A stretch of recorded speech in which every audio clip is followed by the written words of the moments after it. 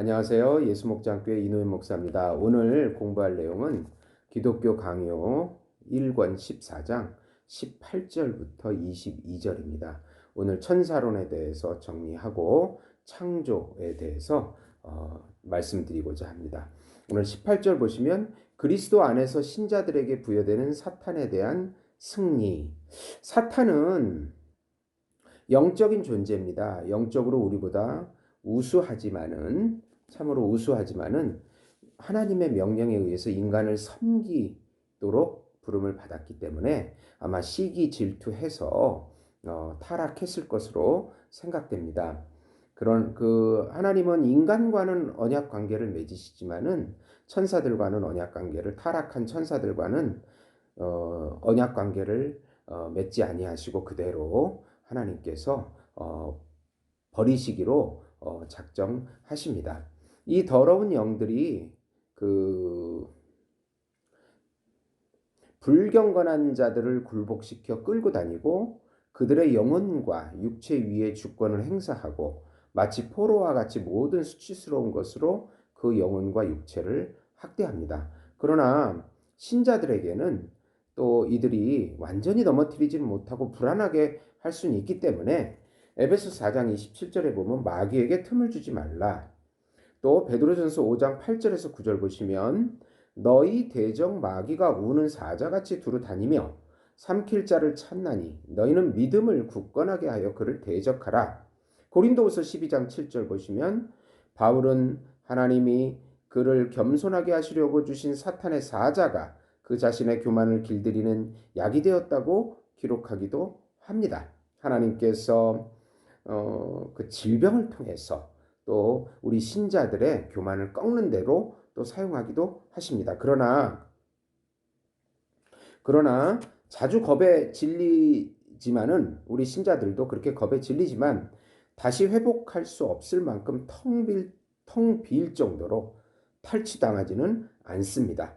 그들은 거센 타격을 받아 쓰러지지만 이후 다시 일어납니다.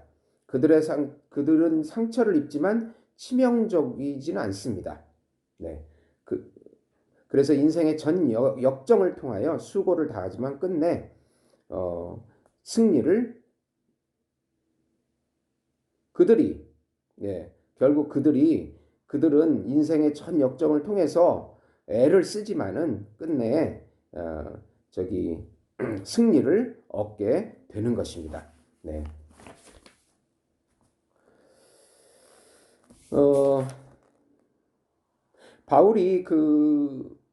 바울이 우리가 씨름을 다해야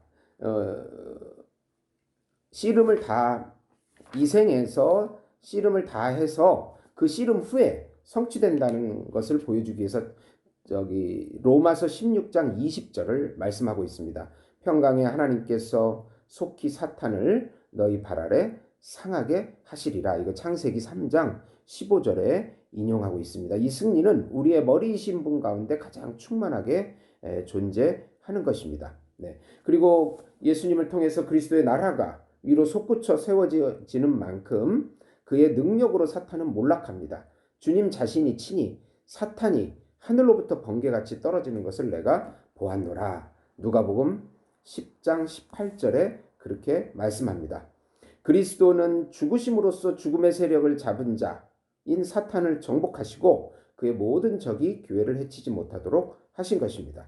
그래서 하나님께서는 신자들의 영혼 속에 사탄의 나라를 허용하지 않으시고 그가 자기 무리에 속한 지체들로 여기지 아니하는 불경건한 자들과 불신자만 사탄에 의해 통치를 받게 넘겨주시는 것입니다. 네. 이렇게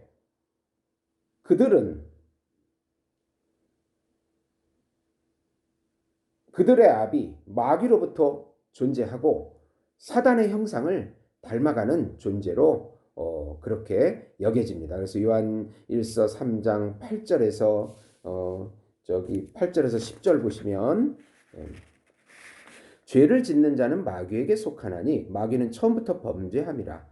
하나님의 아들이 나타나신 것은 마귀의 일을 멸하려 하심이라. 하나님께로부터 난 자마다 죄를 짓지 아니하나니 이는 하나님의 씨가 그 속에 거하며 그도 범죄하지 못하는 것은 하나님께로부터 났음이라. 이러므로 하나님의 자녀들과 마귀의 자녀들이 드러나나니 무릇 의를 행하지 아니하는 자나 또는 그 형제를 사랑하지 아니하는 자는 하나님께 속하지 아니하느니라. 그래서 우리 신자들은 하나님의 자녀들로 인식이 돼서 하나님의 형상으로 닮아가게 되는 것입니다. 이렇게 우리 신자들은 하나님의 형상을 닮아가는 존재, 또 하나님을 아버지로 모시고, 또 불신자들은 사탄을 아비로 모시고 사단의 형상을 닮은 존재가 된다고 오늘 말씀 말하고 있습니다. 네. 그리고 19절에 마귀는 존재하는 실제다. 자유주의자들이나 사두개인들이 이것은 뭐 성령의 뭐 하나님의 능력이고 감동이고 무슨 뭐 영감이다 그렇게 주장하지만은 실제하는 존재입니다. 사단은 아주 우수한 영적인 존재입니다. 네. 선하게 창조되었지만은 타락해서 하나님을 반역한 것입니다. 그것은 바로 교만이고 자기 도치고, 네, 그렇게 되는 것입니다. 천국과 지옥도 모두 하나님의 통치 아래 있습니다. 네. 그래서 이 마귀가 존재하는 실제라는 것을 유다서 1장 6절에 보시면 자기 지위를 지키지 아니하고 타락한 그들이 더러운 영들이나 배교한 천사들이라고 불리는 바, 이러한 이름들은 그 자체로 그들이 지성과 지각과 지성이 부여된 마음이나 영이라고 일컬어지는 것들로서 단지 마음의 감동이나 성향에 그치지 않는 것을 충분히 표현하고 있다. 마찬가지로 그리스도와 요한 두 분 모두에 의해서 하나님의 자녀들과 마귀의 자녀들이 서로 비교되고 있는 바, 마귀라는 이름이 악한 영감을 뜻하는 데 지나지 않는다면 이 비교가 사리에 맞지 않는다고 칼빈은 말하고 있습니다. 분명히 마귀는 처음부터 범죄했다. 요한일서 3장 8절. 유다가 천사장 미가엘이 마귀와 다투어 변론할 때 유다서 1장 9절. 분명 선한 천사를 악하고 패역한 천사와 대립시키고 있다. 또 욥의 그 1장에 나타난 하나님 앞에 선 사탄이 거룩한 천사와 같이 서 있는 그 장면도 잘 말씀해주고 있습니다. 그리고 다윗의 아들이여 때가 이르기 전에 우리를 괴롭게 하려고 오셨나이까? 라고 오히려 그들이 고백을 합니다. 저주받은 자들아 나를 떠나 마귀와 그 사자들을 위하여 예비된 영원한 불에 들어가라. 마태복음 25장 41절입니다. 하나님이 자기 천사를 용서하지 아니하시고 지옥에 던져 어두운 구덩이에 두어 영원히 저주 때까지 지키게 하셨느니라. 베드로후서 2장 4절입니다. 사탄과 악한 천사와 하나님을 믿지 않고 교만한 불신자들이 이제 하나님의 통치하에 있는 지옥에 들어가게 된다고 분명히 말씀하고 있습니다. 실제하는 존재라는 것입니다. 그래서 우리가 지금 이제 여기까지 이제 천사론에 대해서 대강 이제 마쳤는데요. 예, 이제 그 예수 그리스도의 십자가의 죽음과 부활을 통해서 천사가 쫓겨나게 돼서 또 이 땅에 오게 됐을 때, 예, 또 우리 안에 들어와 가지고 또 귀신 우리 안에 들어와서 역사하시는 영이라는 측면을 강조해서 죽게 하는 것을 또 구원이라고 주장하는 이런 것은 좀 오류가 있습니다. 여기 이것을 치중하지 마시고 쫓아다니면 안 된다. 마귀를 쫓아낸 것이 계속 마귀를 쫓아다니는 꼴이 되는 것입니다. 분명히 죄라고 하는 것은 우리 안에 존재하는 실제하는 그런 그 수많은 그 미움, 시기, 질투, 음란, 수군, 불법, 이 모든 죄악된 그 본성들입니다. 네, 예, 그 본성의 마귀가 역사하는 것이죠. 예, 그러니까는 죽기가 구원이다. 귀신 쫓는 것만 쫓아다니는 그런 쪽으로 천사론을 이해해서는 문제가 있다. 그 말씀을 드리고 싶고, 또 하나님을 선이고 사단을 악이라고 하는 그 페르시아 그 배화교, 조로아스트교 이렇게 이렇게 이원론으로 나누는 것도 잘못된 것이다. 왜냐하면 하나님이 천사를 창조하셨기 때문에 그런 것입니다. 네. 구약보다는 신약이 예수 그리스도 통해서 사단이 떨어졌기 때문에 이 땅에 이제 예수님의 권세가 강해지고 사단이 약화됐다. 우리는 그런 세계 속에 살고 있습니다. 네. 그리고 이제 이 20절부터 이제 마지막 22절까지가 바로 이제 창조론에 대한 것입니다. 우리가 창조를 어떻게 이해해야 될 것인가를 한 3절 정도로 칼빈이 요약을 해줬습니다. 예. 우리가 눈을 돌려 사방 어느 곳을 바라보건 우리가 마주치는 모든 것은 하나님의 작품들임을 기억하고 동시에 하나님이 그것들을 창조하신 목적이 무엇이었는지에 대하여 경건한 사상을 가지고 숙고하는 것이 중요하다. 그렇게 말씀합니다. 우리는 하나님이 그의 말씀과 성령의 권능으로 천지를 무로부터 창조했습니다. 첫 번째 중요한 것은 무로 창조했다. 무에서부터 유로 창조한 것입니다. 이때부터 생물과 무생물을 종류대로 산출하셨다는 사실, 그가 일련의 놀라운 과정을 통하여 헤아릴 수 없이 다양한 사물을 구별하셨다는 사실, 그가 각각 종류대로 고유한 본성을 부여하시고 본분을 부과하시고 처소와 자리를 지정하셨다는 사실, 만물이 부패해 얽매여 있음에도 불구하고 그는 각각의 종을 마지막까지 보호하신다는 사실, 나아가 그가 은밀한 방법으로 어떤 것을 기르시고 말하자면 새로운 원기를 그들 속에 스며들게 하시고 어떤 것들에게는 번성하는 능력을 부여하셔서 죽고 난 후에도 전체 종이 멸절하지 않도록 하셨다는 사실, 그가 더 이상 채울 수 없는 정도의 절대적인 분량, 다양함, 아름다움으로써 모든 것을 다 부여하시고 너무나 놀랍도록 천지를 장식하셔서 넓고 화려한 저택과 같이 가장 섬세하고도 동시에 가장 풍부한 가구들로 정돈되어 채워지게 하셨다는 사실, 가장 또 중요한 것은 마지막에 이 모든 것을 누리게 하시는 만물의 영장으로 사람을 조성하시고 그 눈부신 아름다움과 그 많은 뛰어난 은사들을 인간에게 새겨주심으로써 자기 작품들 중 최고의 표변으로 하나님의 형상대로 창조했다는 것, 놀라운 일입니다. 네, 이것을 기억해야 한다. 칼빈은 말씀하고 있습니다. 21절에는 피조물을 통해서 하나님의 어떠하심과 그가 행하신 일을 묵상한다. 그러니까 이제 우리의 계시주가 계시주 되신 하나님께서 이 계시물을 만들고 그 목적이 이것을 통해서 우리가 뭘 깨달아야 하는가를 말할 때 칼빈은 우리는 하나님의 측량할 수 없는 지혜, 권능, 의, 선하심, 이 세상의 구성 가운데 어떻게 빛나고 있는지 그 고상함에 걸맞게 설명하기를 좋아한다. 그러나 아무리 말의 유창함과 수식이 뛰어나다고 해도 이 대단한 일의 위대함에는 가닿지 못한다. 의심할 바 없이 여호와는 우리가 끊임없이 이 거룩한 묵상에 잠기기를 원한다. 묵상하길 원한다 이거예요. 그리하여 우리가 모든 피조물을 마치 거울과 같이 여겨 그 자신의 지혜와 의와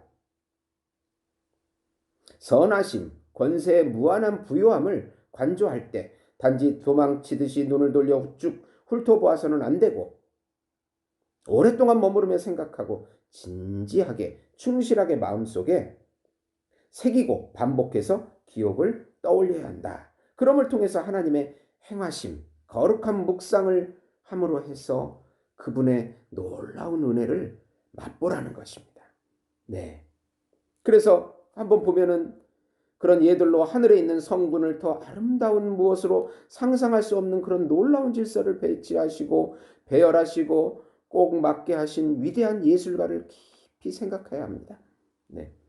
어떤 별은 심겨진 그대로 고정되어 그 자리를 떠날 수 없도록 하셨고 어떤 별들은 자유로운 길을 용인하시되 그 공간을 넘어서 길을 잃고 헤매지 않도록 하셨고 모든 별의 움직임을 조절하셔서 낮과 밤, 달, 해, 연중, 계절을 헤아릴 수 있도록 하셨고 우리는 하나님이 그처럼 큰 덩어리를 지탱하시면서도 천체의 운행을 신속하게 다스림과 또한 그와 같은 일들을 행하심을 통하여 그 권능을 목도하게 묵상하게 하셨다는 것입니다. 네. 그 다음에 마지막 22절인데요. 피조물을 통해서 하나님의 부성적 은총을 믿으라. 그래서 하나님께서는 우리의 선과 구원을 위하여 모든 것을 정하여 놓으셨다는 것을 창념하면서 동시에 우리 자신 안에서 그가 우리에게 베푸신 선한 것들 가운데서 그의 권능과 은혜를 우리가 의식하게 하고 또 이로부터 우리 자신이 그에 대한 확신, 기도, 찬양, 사랑에 이르도록 일깨워 준다는 것입니다. 여기서 이제 일반 계시의 궁극적인 목적이 나오는데 그것은 바로 피조물을 통해서 하나님의 어떠하심을 알고 그를 찬미하며 예배하는 데 있다. 이 계시물을 통해서 일반 계시를 깨닫고 하나님을 찬미하는 것이 이 일반 은총의 목적이 되는 것입니다. 네. 그는 우리를 향한 자기의 섭리와 부성적 위로를 베풀고자 그가 사람을 만드시기 전에 사람을 위하여 유용하고 이롭다고 생각한 모든 것을 이렇게 준비하신 것입니다. 하나님의 후하심으로 이렇게 우리의 최고의 아버지가 되어주셔서 우리 자식들이 마음껏 누리도록 해주신 것입니다. 이제 마지막으로 결론을 보자면 우리는 천지의 창조주이신 하나님을 부를 때마다 그가 지으신 모든 것의 경영이 그 자신의 손과 권능 안에 있다는 사실과 우리는 실로 그가 기르고 가르치시기 위하여 받아들여 자기의 보호와 후견 아래 두신 하나님의 자녀라는 사실을 명심해야 한다.